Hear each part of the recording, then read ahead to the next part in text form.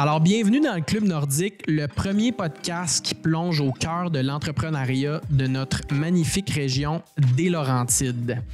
Je me présente, je suis votre animateur, Bastien Carrière, je suis courtier immobilier chez Remax Bonjour à Saint-Sauveur et je suis de façon générale un passionné des gens qui ont des projets.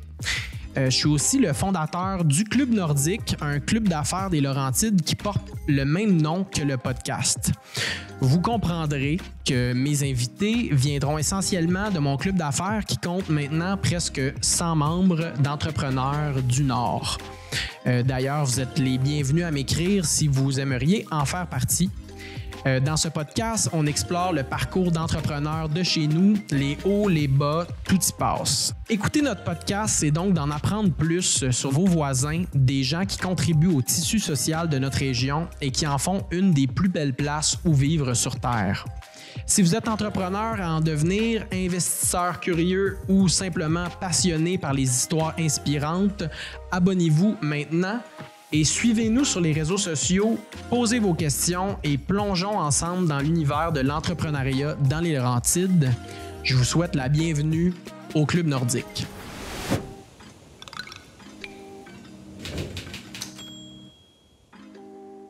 Bon, ben je vais partir ça. Fait qu'on reçoit aujourd'hui au Club Nordique Geneviève Paquette, qui est la propriétaire de Au Coin du Jardin. Bienvenue. Merci. Salut. Merci de l'invitation. Content de te recevoir. Pour ceux qui écoutent le podcast du Club Nordique depuis un petit moment quand même, vous allez remarquer que le studio il a changé. On est effectivement dans un nouveau studio qui appartient à mon ami Dave Delarosa. C'est Guerrilla Studio. Salut Dave, ça va? Ça va bien, toi? Ouais, super. Fait que on est très content d'être ici. On a comme tout aménagé pour que ça soit plus official Club Nordique. Très beau. Fait que je pense qu'on peut considérer que c'est la deuxième saison du Club Nordique parce que j'ai pris une petite pause d'enregistrement là, avec l'été. Le printemps, en fait, en immobilier, nous autres, c'est comme un peu comme vous. Ouais, Là, c'est ça. on a un peu J'aurais pas eu le temps avant non plus. c'est ça, on a le même rush. Là, fait que les gens cherchent des maisons pour le 1er juillet. Fait que le podcast est devenu comme une priorité XYZ là, dans ce que je voulais faire. Fait que je suis bien content de repartir ça à neuf pour la deuxième saison dans un nouveau studio puis avec des invités vraiment cool. Fait qu'on va starter ça, Jen. Dans le fond, moi, je connais un petit peu l'histoire là, de ta business là, puis comment ça s'est passé, mais je fais tout le temps un espèce de recap pour mes invités de avant le début de ton entreprise pour savoir un peu qu'est-ce qui t'a amené là. On en a parlé un peu avant le podcast, mais faisons comme si on n'avait jamais eu la discussion. Mm-hmm. Donc, explique-moi un peu justement qu'est-ce qui t'a amené, disons, les 10 premières années avant la création. Ben, ça existait déjà, le coin de jardin, là, mais c'est du reprenariat, dans le fond, que tu fais. Exactement, Fait qu'on en parlera. Mais tu as étudié en quoi? C'est quoi ton background avant de faire ça?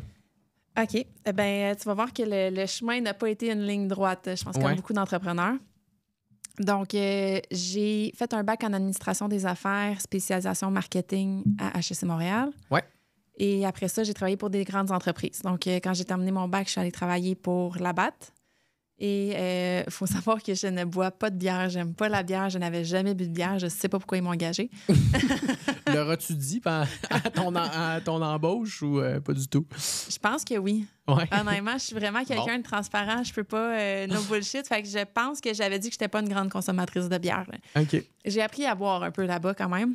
Mais c'est ça. Je sais pas, c'est encore pas ma tasse de thé, mettons. C'était-tu déjà les années où Labatt ont commencé à racheter des microbrasseries? Parce que là, je sais que c'est comme...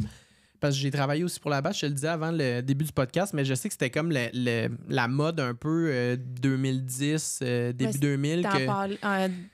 C'était en plein là. C'est ça, genre les grosses entreprises de bière rachetaient tous les petits joueurs au final. C'est un peu triste, en même temps, c'est une bonne chose pour ceux qui ont démarré les petites microbrasseries parce qu'ils se font racheter leur entreprise, tout le monde est content d'habitude dans ce temps-là. Ouais. Mais ça fait que justement tout est comme concentré dans les mains des mêmes personnes. Mais dans mes souvenirs, Labatt, il en avait racheté quand même. Fait que j'imagine au moins si tu as commencé à comme boire un peu de bière à ce moment-là, c'était pas juste de la Labatt bleue ben straight. Là. Non, j'étais pas dans la Labatt bleue, mais tu sais, dans mon temps, c'était comme la Bud Light Lime qui sortait. Tu comprends?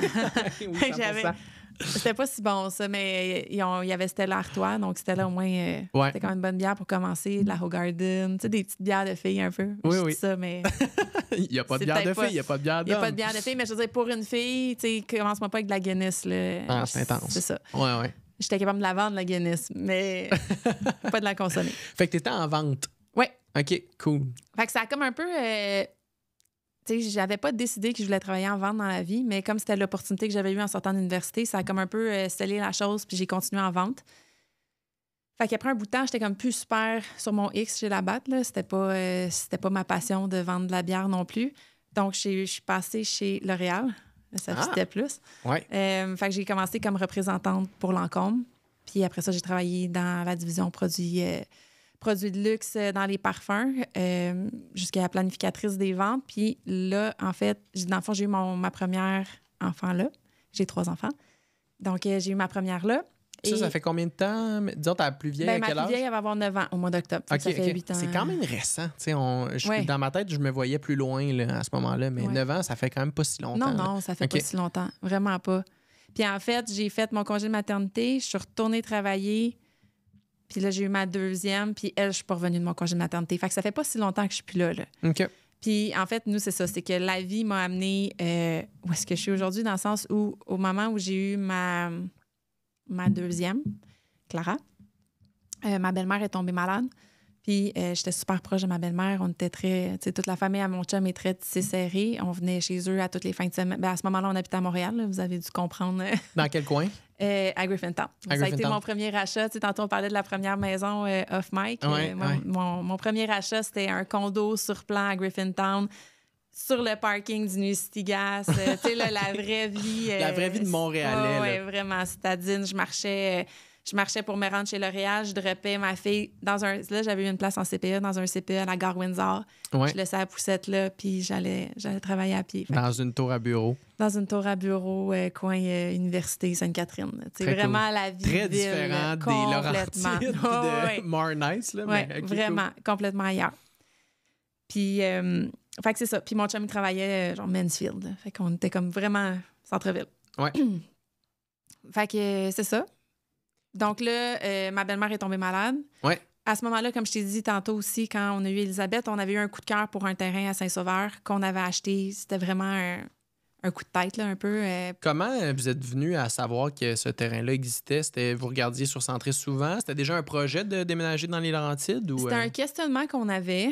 Je pense qu'on a toujours été allumés aussi à... On aime beaucoup l'immobilier, les terrains, tout ça. Donc, il y avait un nouveau développement à Saint-Sauveur. On est allé voir.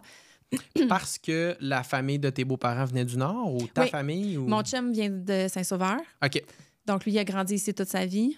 OK. Donc, ses parents habitent en bas de la montagne là, de Saint-Sauveur. Je comprends. Il a grandi vraiment. Il a fait toutes ses études... Excuse-moi, j'ai un chat dans la gorge. Mais il a fait toutes ses études à Saint-Sauveur. Jusqu'à temps, tu sais, cégep, il était à Saint-Jérôme. Fait que c'est juste pour l'université que là, lui, il est venu aussi au HEC. Fait que c'était parfait pour nous. Je comprends. Oui, fait que c'est ça. Fait que lui, c'était un gars du Nord. Mais ce qui est vraiment drôle, c'est que lui, c'était le petit gars du Nord.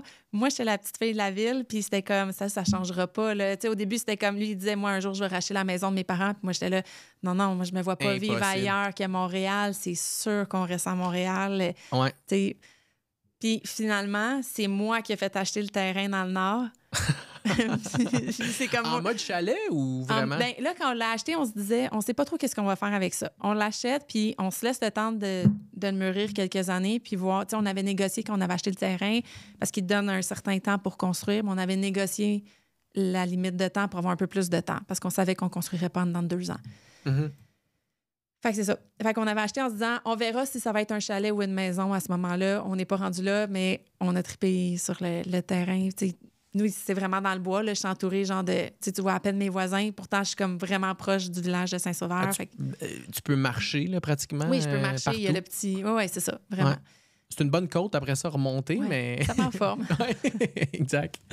Mais c'est cool, mais c'est drôle. Puis je sais pas si tu as la même vision que moi, puis... Peut-être quand tu as rencontré ton chum, tu me disais que c'était il y a 18-19 ans que vous êtes ensemble. Moi, personnellement, puis je sais pas si parce que justement, je viens aussi comme plus de Montréal et banlieue proche de Montréal. Là. Puis Saint-Sauveur, j'ai l'impression que ce que les gens s'imaginent de Saint-Sauveur a vraiment évolué dans les 20 dernières années. Parce que moi, j'ai souvenir que Saint-Sauveur, il y a 20 ans, c'était un peu comme la place où il y a les outlets, puis la montagne, correct. Comme, ça n'avait pas une si belle perspective. Tu sais, les gens, en tout cas, quand j'en parlais dans mon entourage, disons, montréalais, c'était pas tant hype, disons, là, Saint-Sauveur. Puis là, j'ai l'impression que dans les dernières comme 4-5 années... Ben, la pandémie a aidé. Ben ouais, OK. En fait, c'est clairement juste ça qui est arrivé. Là. Mais je pense qu'on s'est ouvert les esprits aussi parce que moi, quand j'étais au secondaire, je voyais les gens dans ma classe qui montaient à Saint-Sauveur, venaient faire du ski, qui étaient dans l'équipe de compétition, puis qui avaient des chalets. Fait que dans ma tête, Saint-Sauveur, c'était une ville de chalets. Puis moi, j'ai enseigné le ski. Fait que mes parents, à un moment donné, louaient un condo sur les pistes. Donc, tu sais, c'était comme on avait un chalet. Là, quand j'ai rencontré mon chum à ce moment-là, mais on dirait que j'ai comme eu un déclic de faire OK, il y a du monde qui habite ici à l'année. Ça a l'air super hautain, ce que je viens de dire, mais comme. Mais non, mais c'est juste la réalité de venir de la ville. Là. Ben oui, 100%. C'était juste, moi, dans ma tête, on montait dans le nord pour aller passer des fins de semaine. Puis oui, il y avait du monde qui habitait là, mais on dirait que Puis, tu sais, ça se voit aussi la réputation d'avoir des gens plus âgés qui habitent là. Fait qu'on dirait que de me dire qu'il y avait des jeunes qui allaient à l'école à Saint-Sauveur puis qui vivaient à la Saint-Sauveur à temps plein. C'était comme inimaginable. C'était inimaginable. Mais en même temps, c'était cool. Là. Ouais, tu dis, attends, là, eux autres, ils peuvent faire du ski quand ils veulent. Plein. Ouais, moi aussi, j'ai eu ce déclic-là à un moment donné. Puis, même chose, tu sais, j'ai été 8 ans à Montréal avant d'être dans le Nord. Puis je me rappelle aller de temps en temps, disons, à Rivière-Rouge avec des amis ou dans le coin de Tremblant, on se louait des chalets, whatever. Puis je me rappelle, le lien que je faisais dans ma tête, c'était vraiment juste que c'était une place de chalet puis que tout le monde venait juste la fin de semaine puis que 2 semaines, c'était complètement mort. C'est vrai, là, on se cachera pas que même Saint-Sauveur, il y a 4-5 fois plus de personnes la fin de semaine sur la principale que maintenant qu'on habite ici... C'est ça qu'on veut pas qu'on veut. Marcher sur la principale un mardi après-midi. Là. Y a-t-il quelque chose de plus le fun que ça? C'est plaisant. Mais mon chum, il me traitait de TV dans le temps. Il me disait, t'es une TV pour touristes de la ville. Ah ouais, OK. C'est bon. Très cool. Fait que vous avez trouvé votre terrain. On a trouvé notre terrain. Puis, c'est ça. Quand j'ai eu ma deuxième, Clara, à ce moment-là, j'étais enceinte, en fait. Ma belle-mère est tombée malade. Puis ma belle-mère, c'est celle qui a parti le centre jardin au coin du jardin. Ça fait 32 ans. Donc, elle, c'était vraiment sa passion. Puis c'est ça. Puis c'était vraiment une femme comme très charismatique. Elle laissait jamais personne indifférent. Si tu la rencontrais, c'est comme...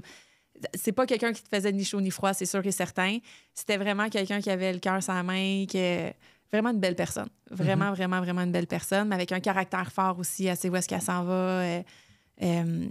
C'est ça. J'ai l'impression que c'est ça que ça prend pour développer ce genre d'entreprise-là dans un milieu pas rural, là, mais dans un village, là, si on veut. Juste parce que tu veux comme te rappeler des gens que tu vois quand tu vas acheter tes plantes ou comme peu importe ce que tu as besoin. Puis je trouve que votre business, puis je suis un de vos clients fidèles, j'achète toutes mes affaires là-bas, mais ce que je trouve justement, c'est qu'on dirait que chaque employé que vous avez, c'est un peu des personnages, puis ils ressortent du lot. C'est pas... puis je veux pas nommer d'autres entreprises où le service à la clientèle est plus durable, là, parce que je ferais pas ça. Mais comme quand je vais au centre jardin, j'ai tout le temps l'impression d'être un peu chez quelqu'un, genre dans une famille, un peu de comme même la façon que votre entrée est faite, on dirait que tu rentres dans une maison. C'est pas comme... On dirait... Mais c'était-tu une maison initialement ou ça a toujours été commercial? C'est mon beau-père dans le temps qui était en construction qui l'a bâti. Fait que c'est vraiment... Mais on se sent comme si on était chez vous, dans le fond. Là, ça me fait tellement plaisir à entendre. C'est vraiment... Je veux pas qu'on soit... comme une chaîne. De toute façon, on est différents, mais c'est bien... Les chaînes ont leur force, puis c'est ça, il y a d'autres affaires, mais... Ce que j'aime vraiment, c'est le côté... Moi, je suis une fille humaine. Là, pendant longtemps, j'étais là, j'ai pas de passion. J'ai rien qui me passionne dans la vie. Puis à un moment donné, j'ai réalisé que c'est les humains qui me passionnent. Moi, j'aime ça entendre les histoires des gens. Tu me demandais tantôt de mon podcast pourquoi je l'ai parti à la base, parce que j'adore entendre les histoires des gens. Donc c'est ça. Puis ma belle-mère, c'était vraiment quelque chose qu'elle avait créé avec le centre jardin. Puis c'était important pour nous de garder ça, là, ces valeurs-là. Puis que quand tu rentres, souvent les gens vont rentrer et vont dire est-ce que telle personne est là aujourd'hui, c'est elle qui m'a servi la dernière fois, je la veux. Ça arrive tout le temps là, que les conseillères se font demander c'est toi que je veux qu'ils me servent. Spécifiquement parce qu'ils ont bâti une relation, ils bâtissent vraiment une vraie relation avec les clients. Puis ça, pour moi aussi, tu t'en viens acheter des plantes pour faire ton extérieur. C'est la continuité de ta maison, c'est ton âme, c'est ta personnalité. Donc. Puis j'ai l'impression que les gens, en tout cas moi, quand je m'en viens magasiner des trucs pour faire du paysagement, toujours de meilleure humeur que quand je m'en vais acheter des 2x4. Peut-être. Je sais que quand je vais chez Rona, je suis tout le temps un peu comme... encore un projet réno, genre, tandis que quand tu fais du paysagement, c'est comme je vais être dehors toute la journée, je vais planter des plantes, on met des tomates, genre, pour l'été, c'est tout le temps le fun. Sauf qu'en même temps, tu veux être sûr que quand tu achètes quelque chose, que ça va... Il y a tellement de particularités dans les plantes. Ça va-tu soleil, ombre, quelle grosseur? Est-ce que j'en ai assez? Est-ce que la terre est bonne? Est-ce qu'il faut que je mette de l'engrais? Comment il faut que je m'en occupe? Donc, pour moi, ça, c'est vraiment important que quand les gens viennent, on ne fait pas de vente à pression, jamais. On va écouter les besoins des clients, arriver avec vos photos, on va regarder avec vous aussi, on va vous poser toutes les questions nécessaires. Puis quand tu vas repartir de chez nous, jamais tu auras... Tu sais, souvent, tu vas aller magasiner, puis si tu te fais mettre de la pression, après ça, tu as comme un petit peu de culpabilité de j'aurais-tu vraiment acheté ça sinon? J'en avais-tu vraiment besoin? T'sais, pour moi, c'est important justement que tu viens magasiner du beau, tu viens magasiner pour ta maison, pour ton petit nid douillet à toi. Il faut que tu repartes tout ça dans la même ambiance de comme relax, agréable. C'est juste du beau, c'est juste plaisant. Fait que je pense que c'est ce qui fait aussi qu'on a réussi à bâtir une clientèle qui revient. Fidèle. Vraiment oui, 100%. fidèle. Très cool. Fait que si on revient un peu en arrière sur le processus qui t'a amené à finalement faire le move. Oui. Donc, ta belle-mère est tombée malade.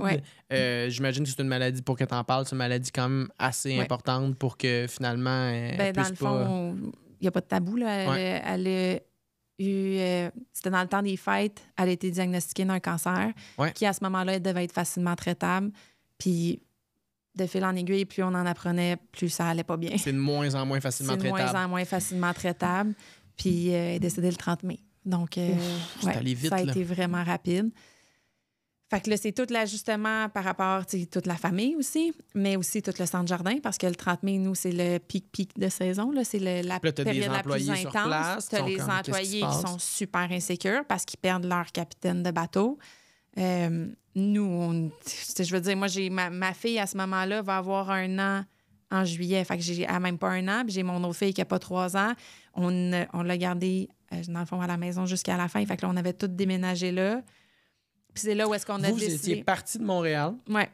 Vous êtes déménagé dans le Nord pendant... Dans la maison familiale. 6 mois, genre? Pas pendant 6 mois. Pendant les dernières semaines, on était là. Puis... quand on a vu, en fait, que ma belle-mère, en fait, a tombé malade, là, si je reviens quelques mois en avance, justement, là, on s'est dit, OK, on fait quoi avec le terrain? On se construit. On veut se rapprocher de la famille, on se construit. Fait que là, on a vendu... Toi, ta famille vient d'où? Ils sont à Montréal. Ils sont à Montréal, OK. Ils sont proches de l'Université de Montréal. OK. Fait que ce qu'on a fait à ce moment-là, c'est qu'on a vendu le condo. On a déménagé, on s'est loué un appartement à ce moment-là qui était comme plus proche de chez mes parents, mais c'est aussi parce que c'était proche de l'autoroute, c'était proche du train à ce moment-là qui n'était pas fermé, là, de Ville-Mont-Royal. Fait que mon chum peut prendre le train facilement, se rendre au travail. C'était facile de monter dans le Nord, aller suivre la construction. Fait que c'est ça. Mais tu sais, ça l'a amené beaucoup de changements aussi de garderie, de réorganisation. Puis quand ma belle-mère est décédée, je suis descendue à Montréal avec les enfants, le temps qu'eux vivent leur dernier moment avec leur mère. On a fait des boîtes, on a appelé des déménageurs, puis on a déménagé. Fait que là, dans la nouvelle maison qui venait d'être bâtie? Elle n'était pas bâtie. OK. Fait que là, on a vécu en commune. On appelait ça la commune parce que ma belle-sœur habitait dans la maison. Moi, j'étais là avec mon chum puis mes 2 enfants. Puis mon beau-père était là. Dans le fond, on était là pour supporter aussi. Ben oui. Mon beau-père dans tout ça. Fait que tout le monde... Au début, c'était vraiment Alexis, mon chum, puis sa sœur qui ont comme repris la gestion de l'entreprise les premières semaines, les premiers mois. Puis là, à ce moment-là, OK, fait que ton chum, il avait plus sa job? Ben oui, mais ils ont été exceptionnellement... Ils l'ont laissé vivre ce moment-là? Oui. Il y avait un boss exceptionnel à ce moment-là. Il y a encore un très bon boss, mais je veux dire, le boss qu'il y avait à ce moment-là était exceptionnel. Il a été super compréhensif. On a été vraiment chanceux. Là. OK. Puis toi, tu avais encore ta job chez L'Oréal? Ben moi, à ce moment-là, comme je te dis, ma fille était sur le bord d'avoir 1 an. OK, tu étais en congé de maternité. J'étais encore en congé de maternité. Puis quand tout ça est arrivé, là, je leur ai annoncé que finalement, je ne retournais pas.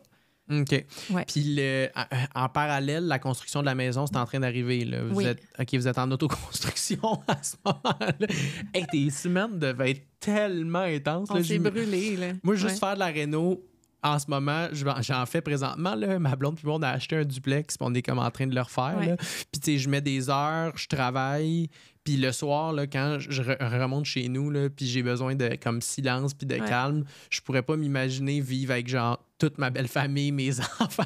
Non. Hey, ça devait là, être faut tellement faire l'épicerie intense. pour tout le monde, la bouffe pour tout le monde. Les petits, là, tu finis par te taper ses nerfs, t'as pilé ses pieds. C'est sûr. C'est ça, là. C'est intense. T'as pas de temps de couple jamais. T'as pas le temps de tout seul avec tes... Tu sais, puis même pour eux, là, je veux dire, mon beau-père aussi, c'était lourd. Ma belle-sœur aussi, il fallait qu'elle gère tout ça. Faut comme s'attacher à la ceinture dans ces moments-là puis se dire, regarde, c'est une couple de mois, on le vit tout ensemble, puis après ça, on va en Mais rire. en même temps, ça l'a soudé quelque chose de vraiment beau. Ouais. Tu sais, c'est pas la première fois que je vivais de la maladie dans ma vie, puis il y a quand même quelque chose de beau qui ressort quand tu vis de la maladie ou de la mortalité dans ce cas-là, mais quand tu perds quelqu'un, mais il y a quelque chose de magique qui se passe quand même qui a fait que nos liens se sont tellement resserrés. Puis tu sais, je te l'ai dit, c'était déjà une famille tissée serrée, mais à ce moment-là, c'était comme indestructible. C'était vraiment... C'était lourd par moment, mais c'était beau. C'est comme ça doit être dans vos plus beaux souvenirs, au Vraiment. final.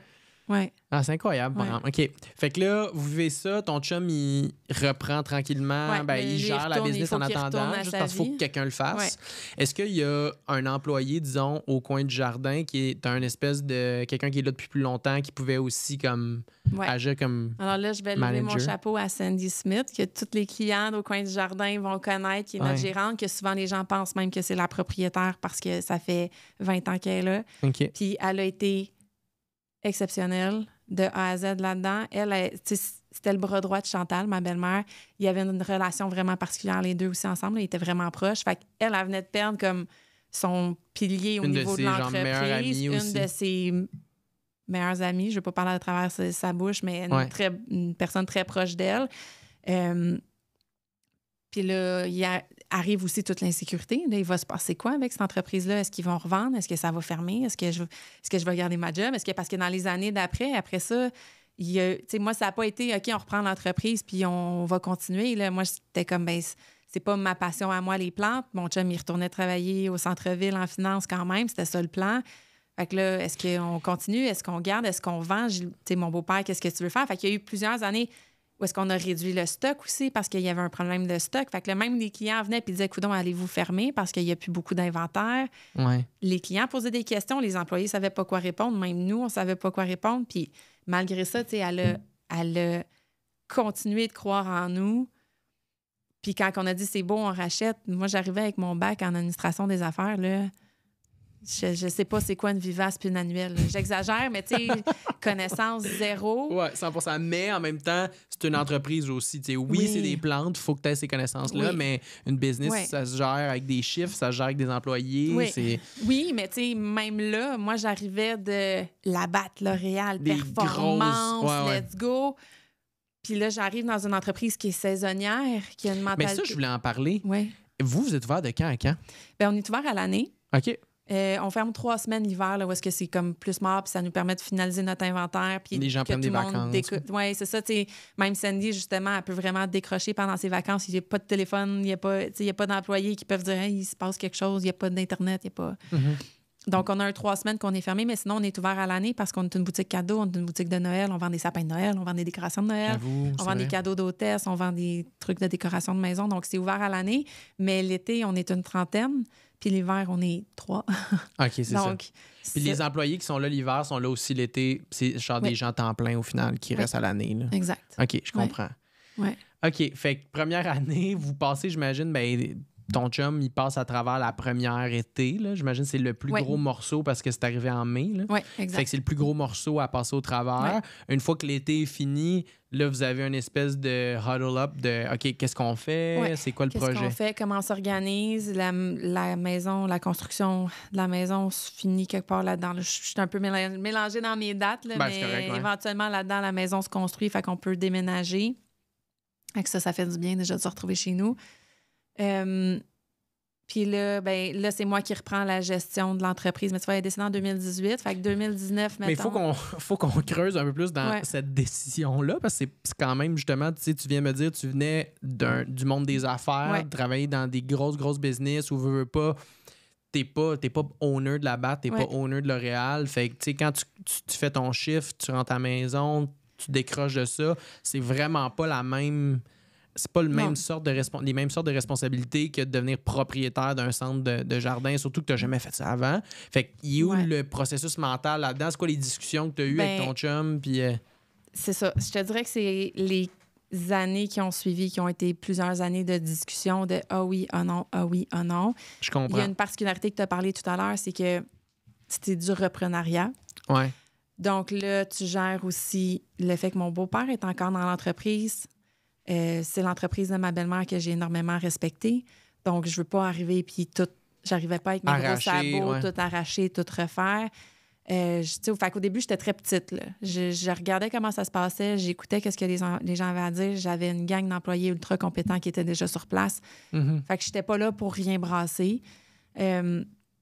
Fait que 2019, là, ça a été, OK, on reprend plus, on se met un peu plus les mains là-dedans. Je gère, à ce moment-là, on avait des équipes sur le terrain aussi. C'est ça. Puis toi, vu que ton congé de maternité il finissait, puis tu savais que tu retournais pas à ton autre job, ça a juste été comme naturel de dire, ah, ben je vais aller aider l'entreprise, puis je vais prendre plus de responsabilités tranquillement. Oui, exact. OK, je comprends.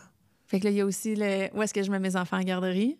Fait que là, au début, j'en avais une à Prévost, une à Moore Knights. Là, j'ai réussi à la ramener à Piémont. Mais c'est ça. Il y avait toute cette gestion familiale-là aussi. Ouais.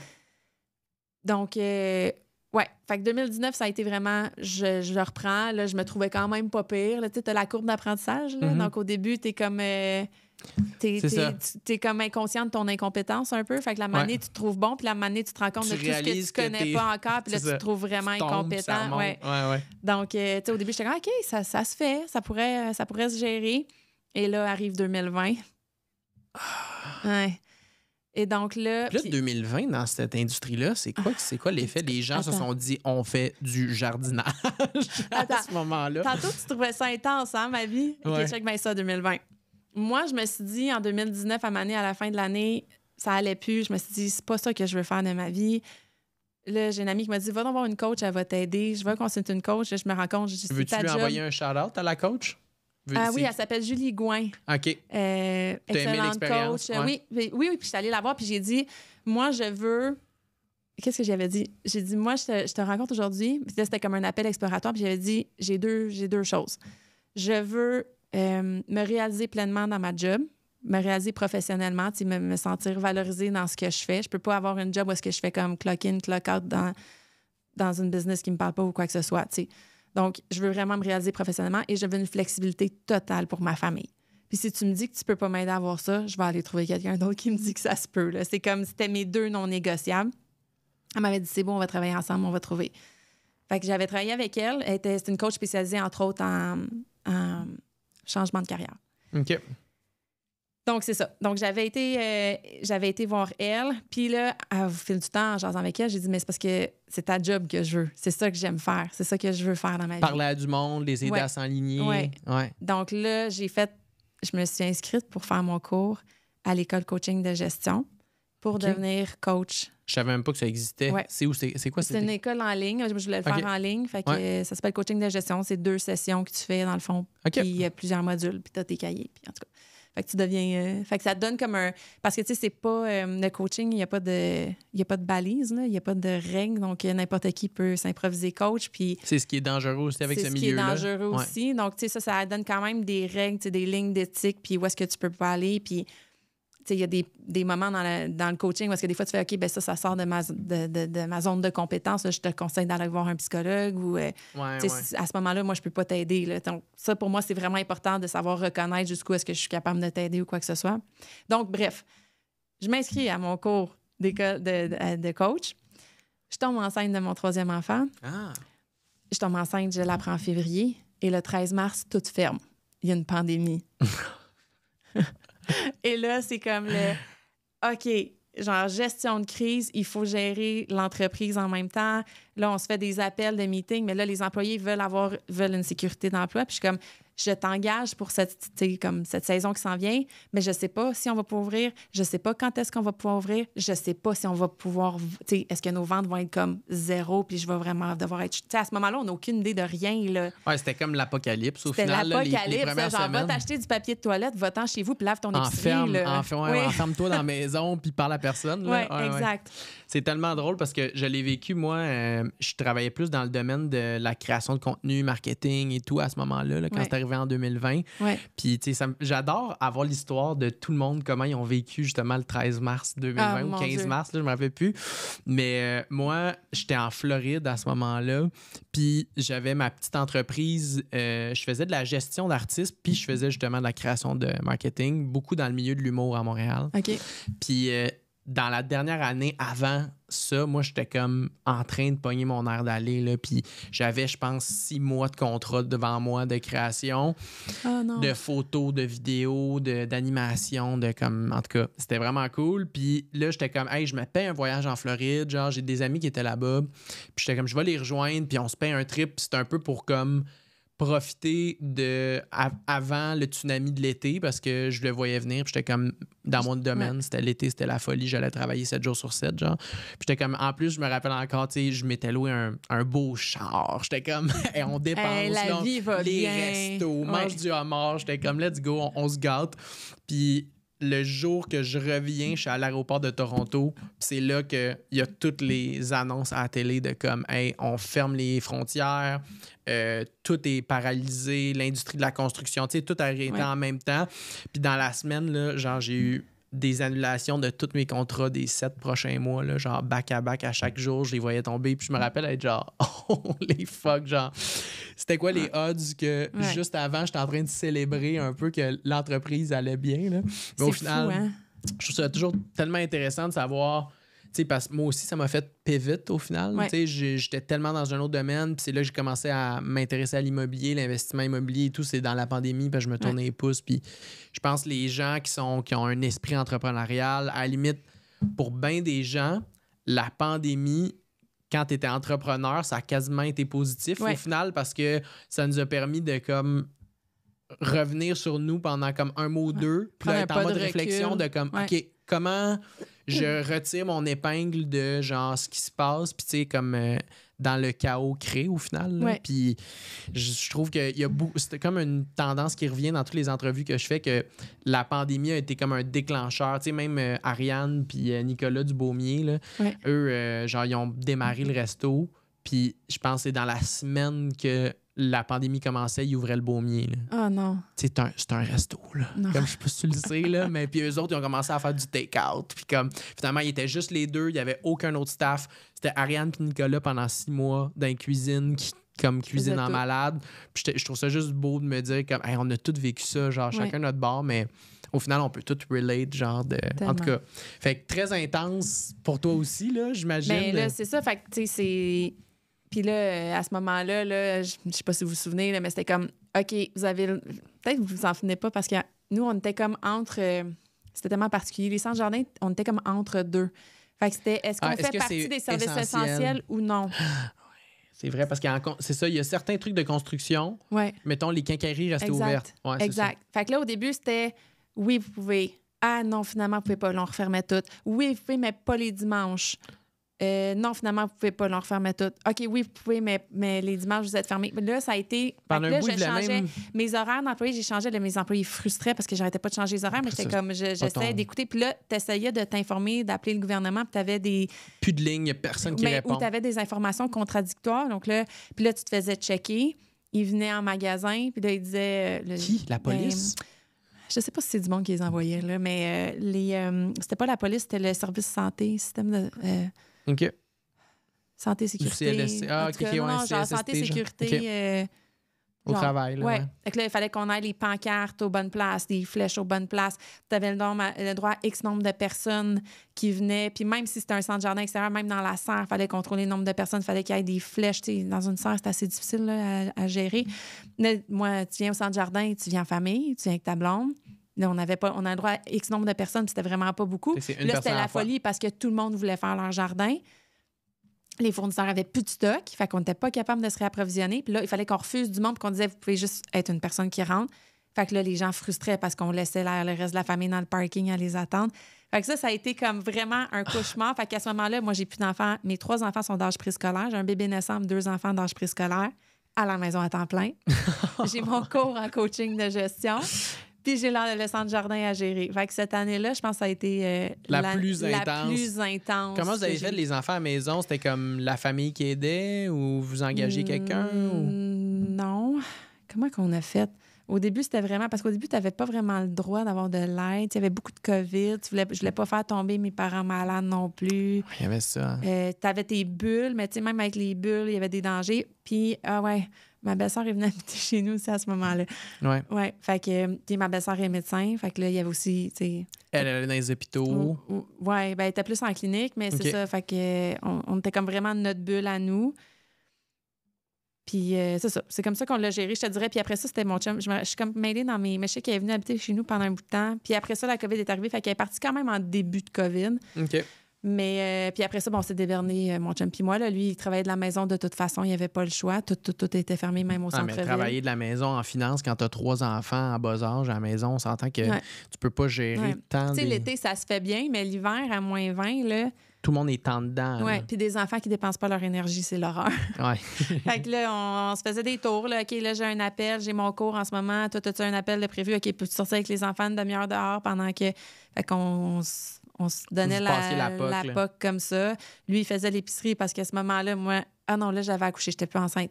Parce qu'au début, j'étais enceinte le premier mois. Fait qu'il faisait l'épicerie, puis on lavait l'épicerie quand il revenait. Ah, c'est ça, t'as accouché? J'ai accouché. De ton dernier en plein dans la pandémie. Ma dernière, je l'ai accouché, en fait, c'est ça. Je l'ai su en février que j'étais enceinte. En mars, tout fermait, puis j'ai accouché au mois d'octobre. OK. Oui, puis ma belle-sœur, elle habitait encore chez nous quand j'ai eu mon bébé. Fait que finalement, elle a été chez nous un bon bout de pandémie, je pense. 5-6 mois, genre. OK. Puis, puis là, il y a on tombe dans le volet personnel, mais tu sais, est-ce que mon chum va pouvoir être là à mon accouchement? Finalement, on a des inquiétudes. Il a fallu que je fasse une amyosynthèse à Sainte-Justine. Je le sais le moment même. De toute façon, ton chum n'a pas le droit de venir. Tu sais, il y a comme tous les petits détails de la vie qui se rajoutent qu'en temps normal, ce serait pas gros, mais on dirait qu'à un moment donné, je pense qu'on a tous atteint notre quota de ce qu'on était capable de prendre. Là.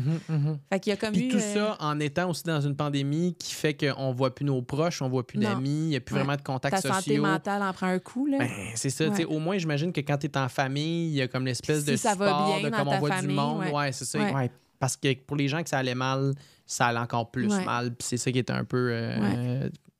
triste de la COVID au final. Là. Mais ouais, OK, fait que 2020, grosse année. Puis là, t'arrives, disons, fin 2020, t'as accouché de ton dernier enfant. Ouais. Là, tu gères encore la business? Là, je gère encore la business à ce moment-là. Là, on tombe dans l'année où est-ce qu'on revient à la vie un peu. Ouais. Là, je vois mes enfants courir dans le centre jardin. T'sais, à ce moment-là, on l'appelle encore le magasin Mamie Chantal. Là, donc, j'y vois être super heureuse là. Je vois, il y a un sentiment de communauté aussi, veux pas pour nous. On offre des jobs à des gens de la région. On est quand même, comme je te dis, on a quand même une trentaine d'employés en haute saison. Fait qu'il y a comme un lien émotif très fort avec l'entreprise. Fait qu'on a songé pendant... Là, c'est ça. Il y avait mon beau-père aussi qui était là, mais qui n'était pas là. Fait que ça créait aussi des frustrations. Puis il était pas là parce que c'était la pandémie puis il pouvait pas venir sur place, genre? Ou... Ben, c'était vraiment plus l'entreprise de ma belle-mère. Ouais. J'essaie de voir qu'est-ce que j'ai envie de dire, qu'est-ce que j'ai pas envie de dire. Cette bout-là, tu le couperas. C'est enregistré. Oui, c'est ça. Cette bout-là, tu le couperas. Oui, non, mais c'était plus l'entreprise de ma belle-mère. Donc, c'était tout le temps elle qui l'avait gérée. Fait que, tout l'aspect gestion, il l'avait jamais fait. Lui, il était vraiment fort au niveau des aménagements paysagers, avec son background aussi, construction et tout ça. Puis après, à partir d'un certain moment, on voyait qu'il y avait un désintérêt, ça y créait plus de pression qu'autre chose. Donc, des fois, il voulait comme avoir un peu son mot à dire, mais souvent, c'était comme vraiment tout sur nos épaules. Puis, comme je te dis, là, moi, je jonglais un peu entre « est où ma place là-dedans? » À quel point c'est pas mon entreprise, c'est la sienne, mais en même temps, je la gère comme si c'était la mienne. Donc, il y avait ça aussi. Qui suis-je, là? Genre, à un certain point, il faut qu'on en parle de ces affaires-là. Exact. Je pense que ça a été le volet le plus dur. Puis tous ceux que je connais qui ont fait du reprenariat, il y a comme tout le temps un bout où est-ce que t'es dans l'entre-deux. Est où mon identité d'entrepreneur à moi là-dedans? Là? Vraiment, t'es dans l'entre-deux. Puis l'autre personne, ben, tu sais, mon beau-père, c'était quand même son bébé à lui aussi. Donc, c'est sûr qu'il y a une difficulté à lâcher prise, mais en même temps, lui, ça faisait quand même plusieurs années qu'il disait à ma belle-mère qu'il était prêt à prendre sa retraite éventuellement puis qu'il voyait ça s'en venir. Donc, on le savait là, qu'il était quand même prêt. Fait qu'on a eu une discussion avec lui de dire, OK, qu'est-ce que tu veux faire? est-ce que tu veux continuer ou est-ce que... Puis à ce moment-là, je pense... Comme je te dis, on a eu beaucoup de up and down. Ah, Siri veut se joindre à la conversation. Fait que c'est ça, il y a eu beaucoup d'up and down. Puis à ce moment-là, on a fait, est-ce que tu veux vendre ou est-ce que tu veux reprendre les rênes? Parce que là, nous, on en a eu assez. Mm-hmm. Fait qu'elle a dit non, on veut vendre. Fait que là, on a rencontré quelques acheteurs à ce moment-là. Puis là, on a vu comment que ça deviendrait soit une bannière ou ça serait complètement dénaturalisé ou ça deviendrait complètement autre chose. Tous les jobs qui sont là en ce moment n'existeraient plus. T'sais, les options. Puis les acheteurs qui se sont présentés, disons, c'était plus justement des grosses bannières ou c'était du monde qui voulait le reprendre puis approcher des bannières pour les taguer? Non, c'était comme des gros joueurs. OK, c'est ça. Qui étaient soit dans l'industrie, soit hors de l'industrie. OK. En majorité, je te dirais. Il y a eu aussi quelques individus, mais en majorité, c'était ça. C'était les acheteurs les plus probables, si je peux dire, les plus sérieux. Donc là, on a vu ça, puis là, on a fait, OK, non, c'est une décision complètement émotive, mais on n'est pas prêt à la laisser aller. On rachète officiellement. Donc, il y a 2 ans de ça, on a racheté officiellement l'entreprise. Puis à ce moment-là... Toi et ton chum? Oui. OK. Ben, c'est moi qui est là au quotidien, mais Alexis fait aussi partie de l'entreprise. Ouais. Donc, c'est ça. Puis c'est à partir de ce moment-là, je ne sais pas si tu as vu, mais la bâtisse a changé. On a fait plein de rénovations. Là, j'ai fait...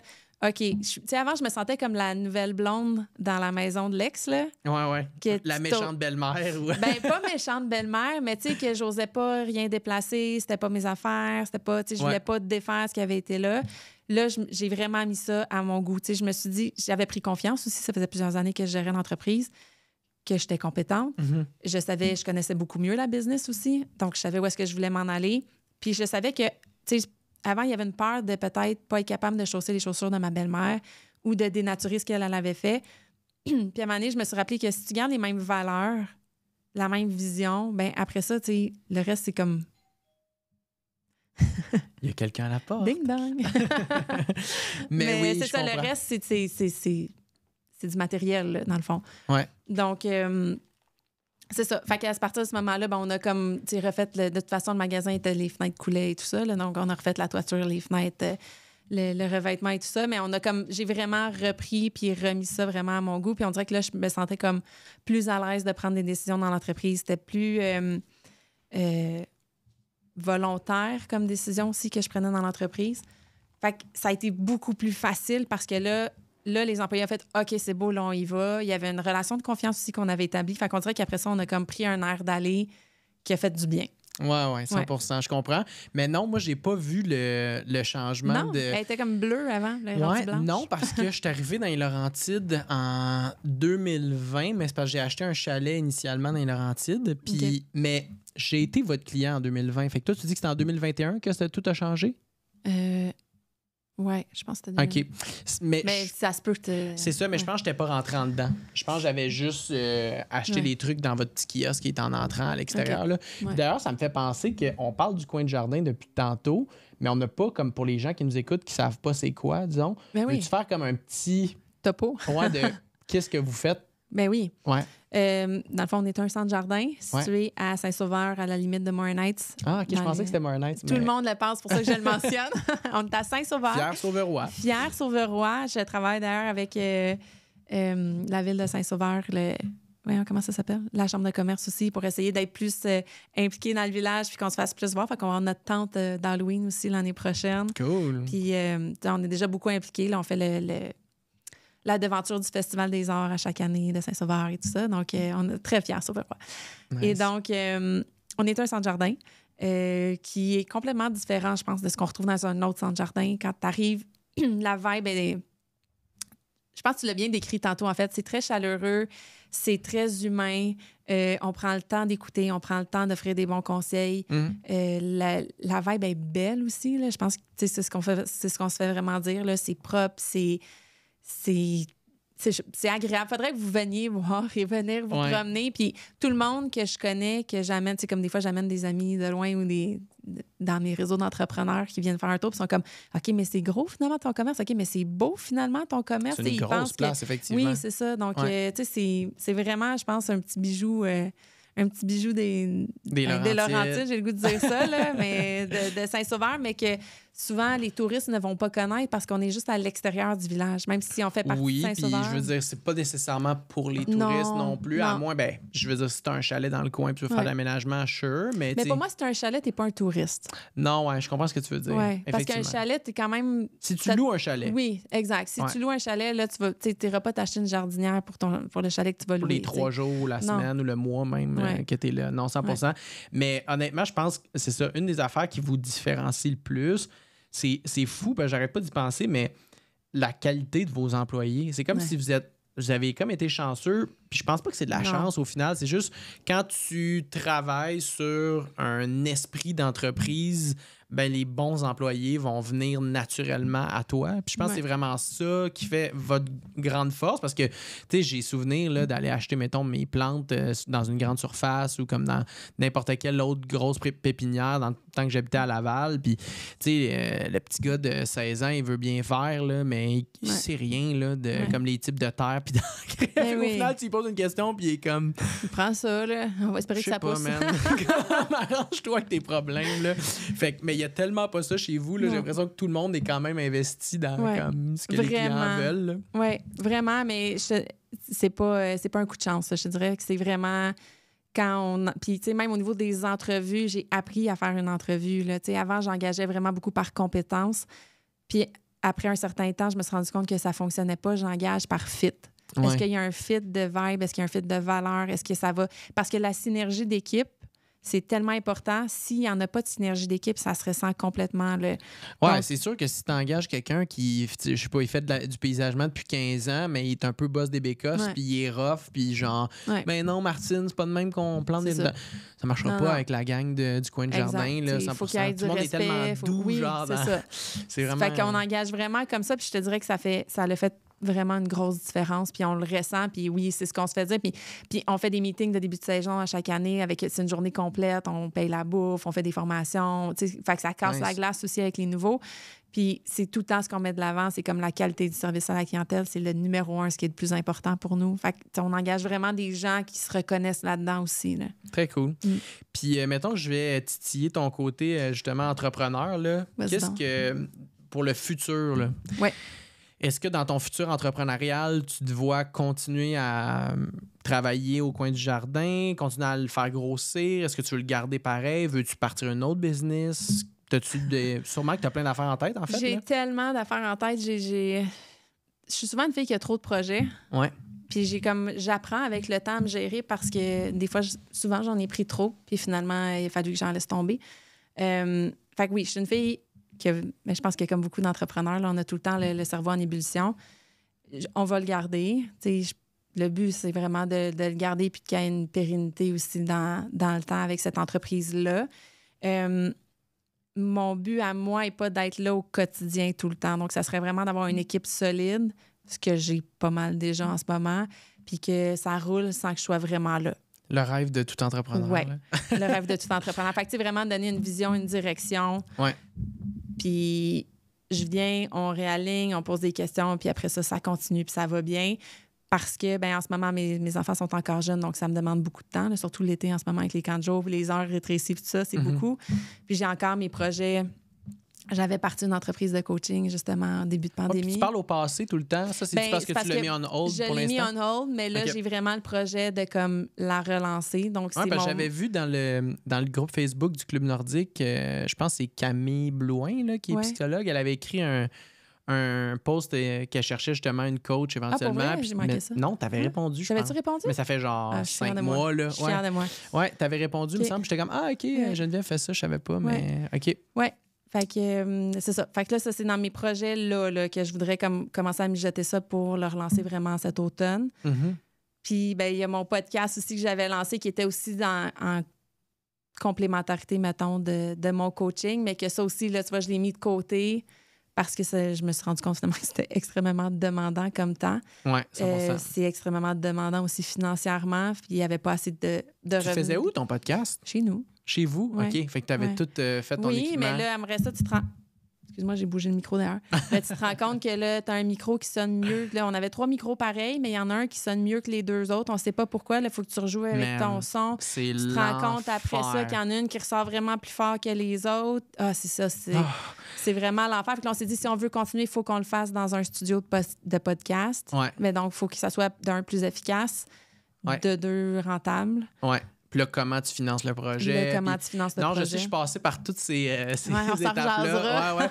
Mais avant de... Puis je fais une petite interlude, là, mais avant d'avoir le podcast du Club Nordique, il y a des années, j'avais un podcast qui s'appelait Les Ambassades. Puis dans le fond, c'était avec Charles Pellerin, qui est un humoriste, puis c'est comme un de mes meilleurs amis. Puis on passait en entrevue des Québécois qui ont fait des grandes choses, mettons, au Québec. Fait qu'on a eu Jean-Martin Hossan qui avait fondé Option Nationale. On a eu Mario Cyr, c'est ça son nom, en tout cas, un photographe vidéaste qui va faire des vidéos genre dans le pôle Nord, sous l'eau. C'est comme un des seuls vidéastes qui va sous l'eau, comme il est capable de rester une demi-heure dans des eaux glaciales, genre, puis... Fait que nous, on a passé en entrevue vraiment du monde cool, mais on était un peu tête de cochon, puis on avait justement décidé de comme, ça doit pas être si compliqué, genre avoir 2 micros, puis comme, let's go. Puis tout le monde qui en a un me disait, c'est vraiment plus demandant que tu penses. Après ça, tu sais, le montage est pas fait, faut que tu le publicises sur tes médias sociaux. 100%. Mais au final, c'est, tu sais, on le voit ici, là, juste ce que Dave y a monté, là, c'est genre... On a 4 caméras. Faudrait faire comme un behind the scenes. C'est assez impressionnant. Une vidéo éventuellement pour vous montrer, là, mais comme, tu sais, il y a la luminosité qu'il faut considérer, le son, la vidéo, parce que maintenant, si tu fais un podcast qui est juste audio, t'as vraiment moins de chances que ça fonctionne. Le décor, comme, il y a tellement de trucs à considérer qu'à un moment donné, je pense que, puis justement, moi, c'est un peu... À un moment donné, j'ai eu la réalisation qu'on peut pas être des spécialistes dans tout, puis de reconnaître les expertises du monde, je pense que c'est un des trucs qui fait que tu peux devenir le meilleur entrepreneur possible. Parce que tout faire soi-même, il n'y en a pas. Là. Des entrepreneurs qui sont capables de faire tout de A à Z en partant du marketing jusqu'aux ventes, jusqu'à la création de leurs produits, whatever. Fait que de mettre les bonnes personnes en place dans ta vie, que, tu sais, mettons, ici, le Guérilla Studio, on s'est entendu, on a fait un partnership de comme, OK, je vais venir faire tous mes podcasts ici, c'est pour les entrepreneurs du Nord, mais je vais vous envoyer des shout-outs, on va les taguer, comme... Tout ça, c'est des relations aussi long terme qui se font. Puis comme moi, je ne vais jamais avoir un studio de même chez nous. Puis je veux pas non plus en avoir un. Ça me tente pas de partir ça. C'est pas mon motto du tout. Là. Fait que... Mais il faut le réaliser ça parce que quand on est néophyte, j'ai l'impression, à la création de contenu, il y a un certain point où tu les vois sur Internet puis tu te dis comme... Puis il doit avoir de quoi qui existe pour que ça soit simple, dans le sens où, avec la technologie qu'on a, on assume que tu plugues 2-3 micros dans un ordi, tu as 2-3 cams, puis genre... Tu sais, il y a le site web aussi là, pour le montage. Après ça, que tu peux aller chercher, puis ça te prend... Là, il faut tout, tu corriges ton texte, ça sort... boboche quand même. Là. Donc, là, on ne te laisse pas la qualité de contenu qu'on veut livrer. Mais je trouve ça intéressant aussi ce que tu dis, d'aller chercher des experts parce que c'est tellement vrai, là, comme entrepreneur, il faut que tu portes tellement de chapeaux puis tu peux pas être bon dans tout. Fait que d'aller s'entourer. Puis, moi, c'est pour ça aussi que je crois au coaching parce que tu vas t'entourer, tu vas chercher des coachs qui vont, ou des mentors, ou appelle ça comme tu veux, là, mais quelqu'un qui a comme une expertise que toi, tu n'as pas, qui peut t'apporter. J'en ai une qui m'a aidé avec ma structure, toute ma structure de centre jardin, comment ça fonctionne, mon organigramme, comment être plus... c'est ça, toute la structure en arrière là, de comment est-ce qu'on fonctionne. Là, je travaille aussi avec une coach, elle, qui a passé par avoir 3 jeunes enfants. Moi, je suis seule maman la semaine, elle était mère monoparentale. Fait que, d'avoir quelqu'un qui a marché le chemin, c'est quand je fais du vélo de montagne, j'ai un coach en vélo de montagne. Là. C'est comme quand tu veux apprendre quelque chose dans la vie, puis que t'es nouveau, ça te prend quelqu'un qui peut... tu peux le faire tout seul, mais ça va être plus long. C'est plus laborieux. Puis ça me fait rire que tu parles de ça parce que, disons, en immobilier, moi, ça fait un petit bout que je suis un peu à la recherche de ça. Là, genre un mentor, j'aimerais vraiment ça en avoir un. Puis pour l'instant, là, ça fait comme 1 an et demi que j'ai changé de carrière puis que je fais ça temps plein. Puis j'ai tout le temps un peu tout fait moi-même. Puis comme j'ai beaucoup le... En anglais, ils appellent ça le strap your boots mentality. Là. C'est comme, s'il y a personne pour m'apprendre, je vais me lever à 5 heures tous les matins, puis je vais faire ma journée de 14 heures, même si ça pourrait m'en prendre 6 si j'étais mieux guidé. Mais c'est pas viable à long terme. Exactement, puis j'en suis conscient. Le seul problème, c'est que personnellement, en tout cas dans mon milieu, puis c'est peut-être pas la même chose partout, mais je trouve ça tough trouver des mentors qui peuvent m'amener ce que je recherche et qui ont aussi la bonne façon de le faire. Parce que mentorer, c'est pas juste d'être un expert. Il y a du monde qui deviennent super bons dans ce qu'ils font, mais que la transmission de l'information, ils l'ont pas nécessairement. Puis moi, mettons, je sais que souvent, c'est des gens plus âgés, genre qui pourraient m'amener l'information que j'ai besoin, mais il y a tout le temps l'espèce de position de comme, bon, le petit gars, écoute-moi, on va t'apprendre comment ça fonctionne, puis moi, ça, là, je suis pas capable. Il y a aussi, genre, je pense, dans cette génération-là, auquel on fait référence, ben, si moi, je l'ai eu à la dure, toi aussi, tu vas l'avoir à la dure. Ouais. C'est pas difficile, là, comme non. Ça va bien là, en ce moment. Je veux juste comme m'améliorer, puis justement... En tout cas, fait que je suis vraiment à 100% d'accord. C'est juste, des fois, je pense que c'est difficile. Puis justement, on en parlait un peu tantôt, mais dans le monde des coachs, je pense aussi ça peut être tough de trouver un bon coach parce qu'il y a tellement de monde qui s'improvise coach. Puis tu sais, j'en ai vu là, dans mon entourage ou sur mes réseaux sociaux que j'étais un peu comme, moi, tu vois, puis c'est peut-être pas la même chose pour tout le monde, mais pour que tu me coaches, il faut que je sois impressionné par ce que tu fais. Si j'ai l'impression de pouvoir faire ce que tu fais mieux, je peux pas... Je peux pas t'avoir comme coach. Je suis 100% d'accord avec toi. Là. Si tu l'as pas marché la route, je suis pas intéressée. Là. Exactement. Si t'es juste coach, puis t'es coach depuis le début, mais que t'as jamais fait ce que t'enseignes, c'est comme... T'as aucune expérience de vie. Tu sais, t'as coach parce que t'as juste appris dans les livres. Ben, c'est comme justement aller en comptabilité. Si t'as fait ton cours puis t'as passé tes examens en comptabilité, je donne ça comme exemple, mais c'est vrai pour n'importe quoi. Va travailler un peu, vis les défis du... Tu sais, le défi de l'entrepreneuriat, là, on s'entend que... Tu retrouves pas ça ailleurs. Là. C'est particulier. Donc, d'avoir quelqu'un qui va comprendre justement le défi de maman, il y en a un. Le défi d'entrepreneur, il y en a un. Y a-tu quelqu'un qui a vécu les deux ensemble puis qui peut dire comme, OK, regarde, on va regarder ensemble. Je l'ai fait. Oui, c'est ça. Voici je l'ai comment fait. Je m'en suis sorti. Ouais. Ou à la limite, ça a mal été, puis j'ai appris de mes erreurs. Oui, voici les erreurs qu'il faudrait pas que tu reproduises, tu sais. Mais ouais, c'est ça. Ça, je trouve ça intéressant comme... Oui, 100%. Hey, Dave, je voulais savoir, on est à combien de minutes? Juste parce que notre prochain invité 55. Est sur place. 55. Marc-Antoine Frenette, j'ai bien hâte. J'ai chaud, mon aussi. Oui, mais c'est normal. Là. Ben, écoute, ça fait 55 minutes. Ben oui. Je pense que... Disons là, que j'aurais une dernière question que je pose tout le temps au monde. Là. Parfait. On a juste parlé de comment je me suis rendue à acheter l'entreprise. Il va falloir que tu reviennes sur l'épisode pour qu'on parle de la gestion de la business. Disons là, qu'on te sort complètement du coin du jardin, on te sort complètement du coaching. Y a-tu comme puis que les moyens seraient infinis, là, y a-tu genre un rêve entrepreneurial que tu t'es dit, peut-être plus jeune, whatever, que c'est comme si les moyens seraient infinis, je me lancerais là-dedans? C'est une bonne question. Tu sais, quand tu étais au HEC, puis tu étudiais justement en administration des affaires, à ce moment-là, qu'est-ce que tu te voyais faire? Dans quoi?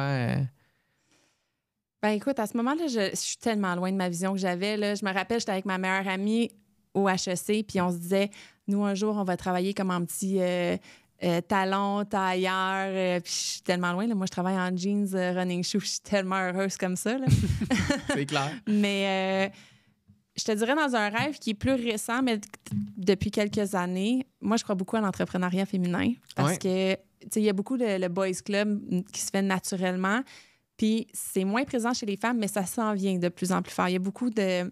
Puis autant j'adore justement le club nordique, les échanges qu'il y a, mais je trouve qu'il y a quelque chose... Tu sais, on l'a vécu l'autre fois au club nordique, là, les gars, là, ils vont se lever puis ils vont aller le faire, leur speech de vente à l'avant. Juste pour expliquer ce qui s'est passé, je sais de quoi tu parles.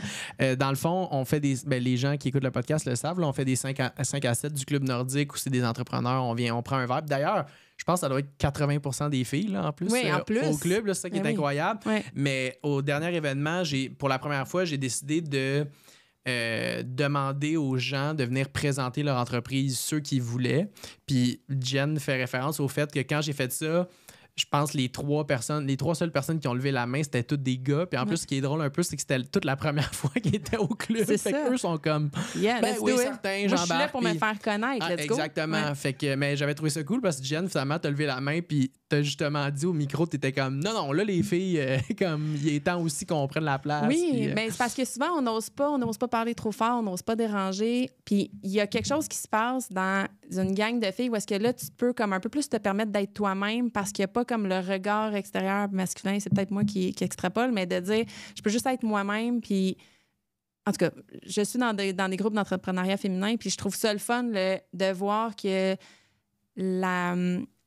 l'énergie est là. Mais tu sais, il y a aussi comment on appelle ça?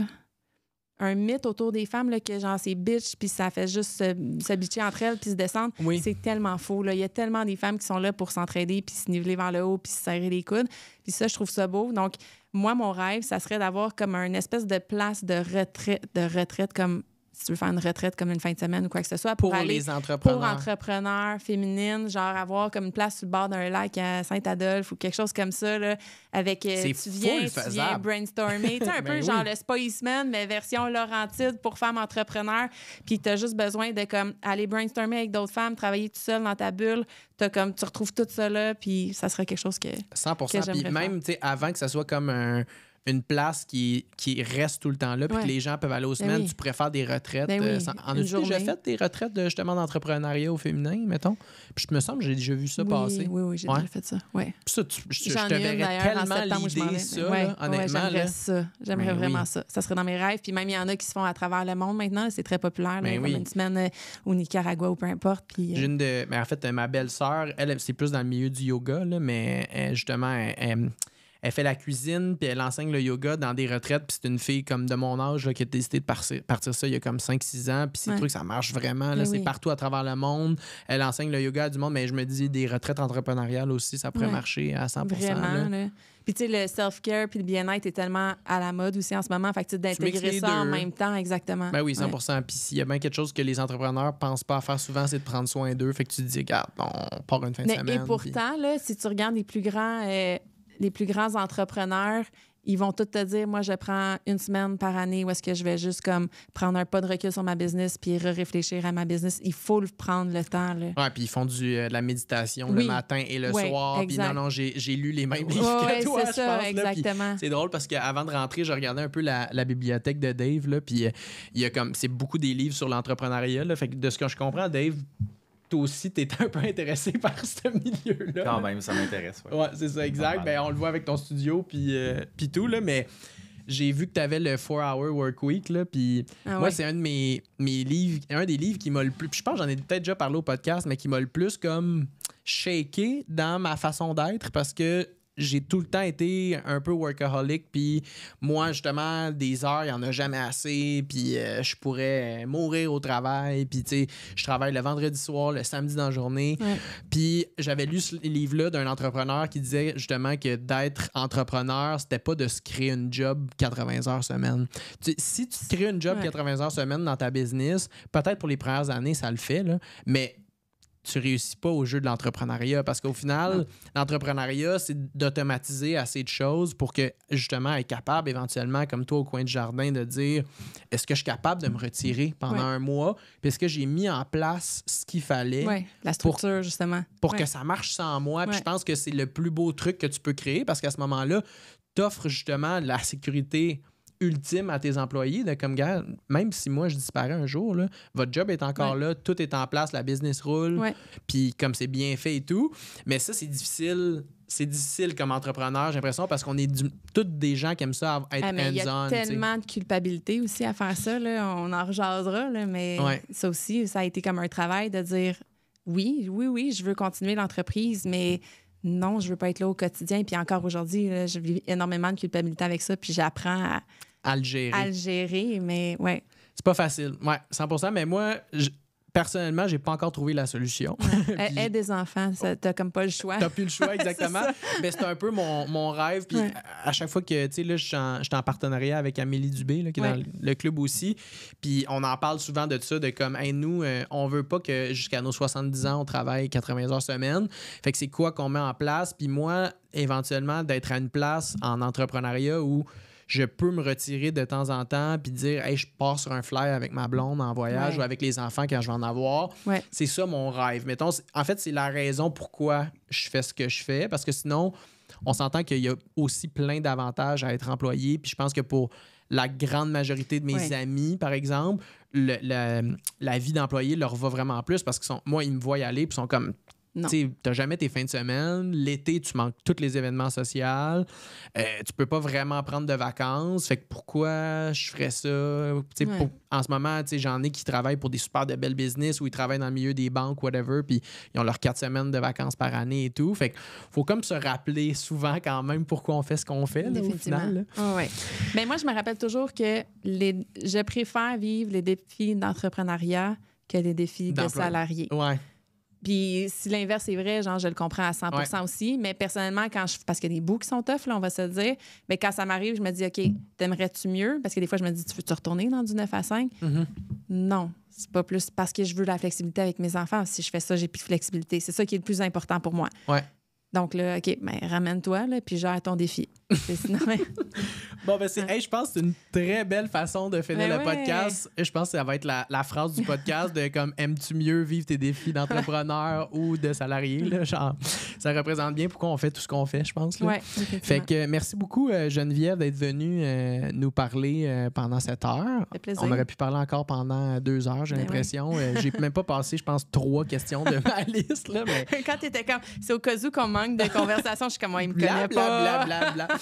Fait que merci beaucoup. Merci, Dave, des studios Guérilla, d'avoir fait l'enregistrement. Ça fait plaisir. Super apprécié. Et puis, on se voit au prochain épisode. Merci. Salut, bye-bye.